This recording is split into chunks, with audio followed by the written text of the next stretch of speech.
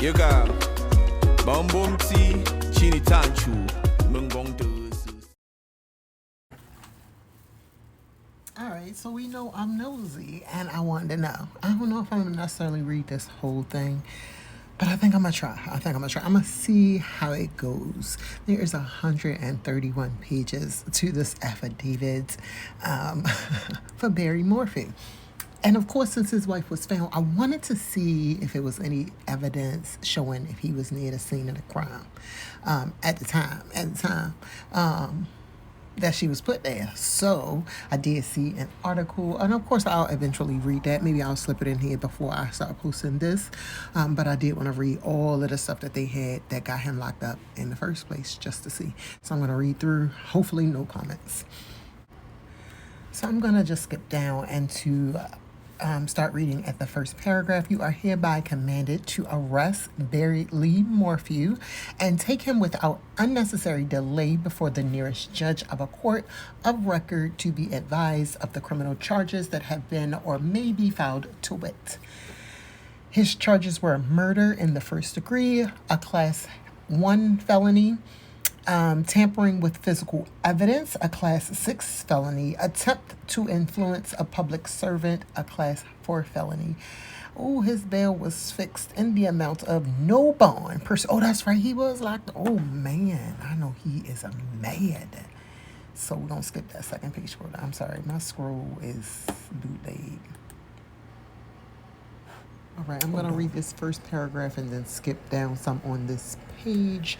The undersigned, being duly sworn, deposes and swears that this affidavit is made in support of an application for an arrest warrant for Barry Lee Morphew, age 53, date of birth 10/17/1967.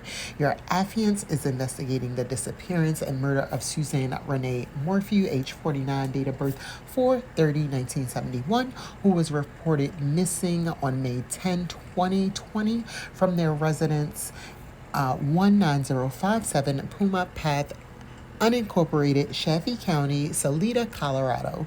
Based upon the interviews, information, and evidence collected to date, Suzanne's husband, Barry, violated Colorado revised statute by committing murder in the first degree, tampering with physical evidence, and attempt to influence a public servant, and took affirmative steps to conceal the murder in the months following.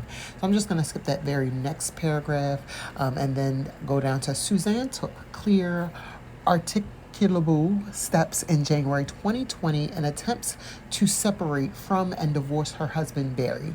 She told her family and close friends about her intentions, secretly recorded her notes of her abuse in her phone because Barry monitored it, confronted Barry in arguments that she secretly recorded with help from a friend, and finally sent him a text 4 days before she disappeared saying she was done. Let's handle this civilly.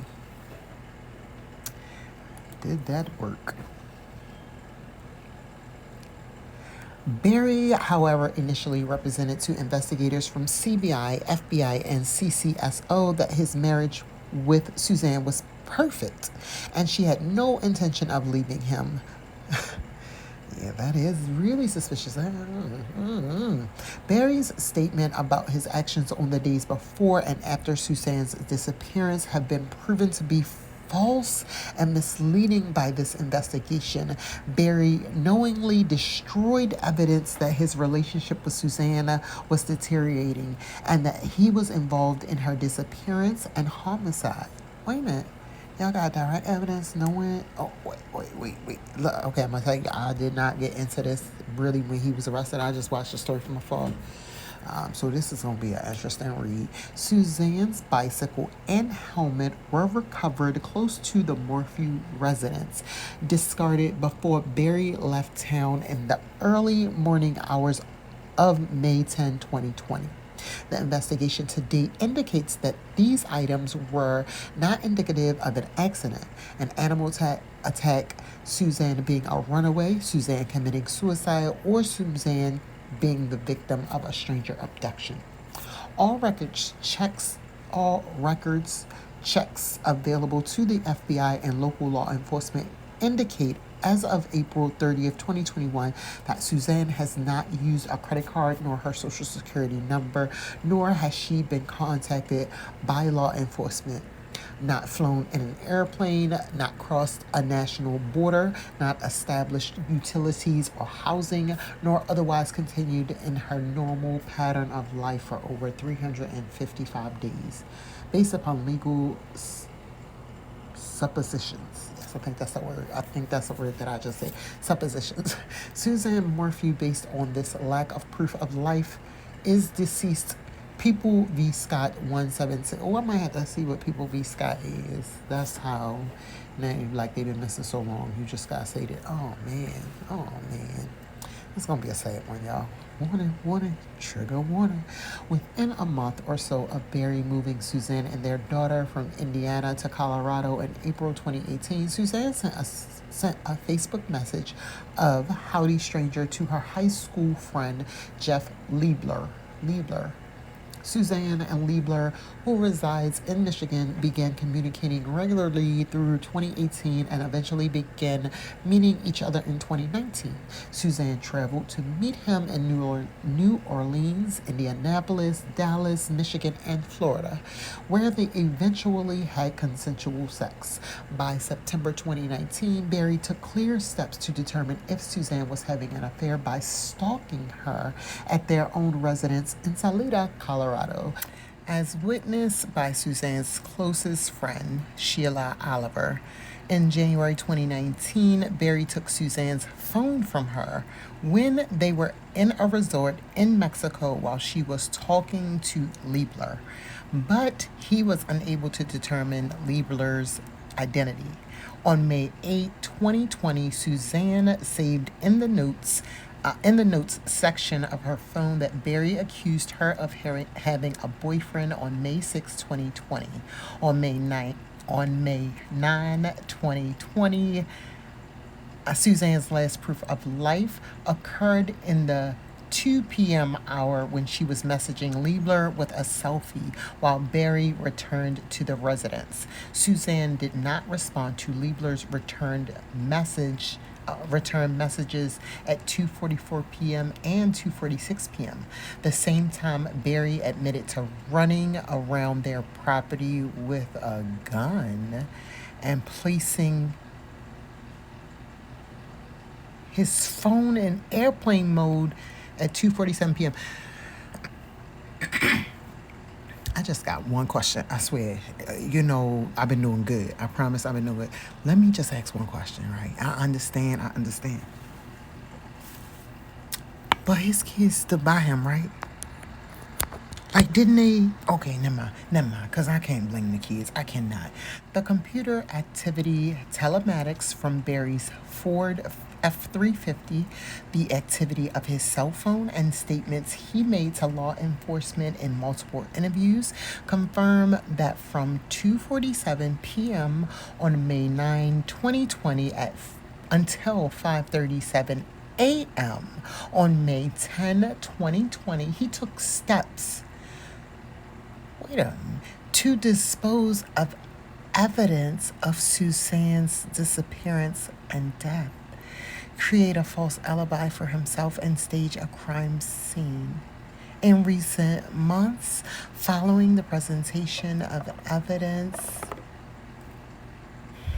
by FBI agents to Barry, he has changed critical details about his activities in the 2 p.m. hour on May 9th in attempts to match the evidence. Since January 2021, Barry has admitted to chasing a chipmunk with a gun around the house while Suzanne was outside sunbathing, shooting a deer with a tranquilizer dart to explain a dart or needle cap in the dryer, disposing of the tranquilizer solution during his trip to Broomfield following a bull elk down Highway 50 in the 4 a.m. hour on May 10 to explain why his truck would be headed west where the helmet was discarded.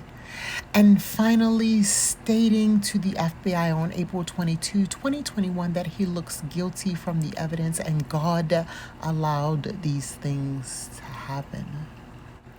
My stomach hurt, just in case you was wondering how I feel. I hope you feeling okay, though.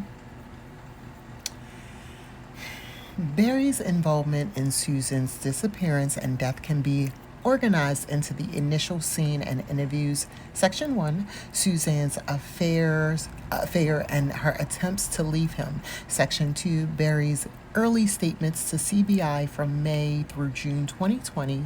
Section 3, the evidence recovered by law enforcement. Section 4, witness statements. Section 5, and Barry's statements to the FBI in 2021, wherein he tangentially describes what happened to Suzanne when he is shown evidence in the case.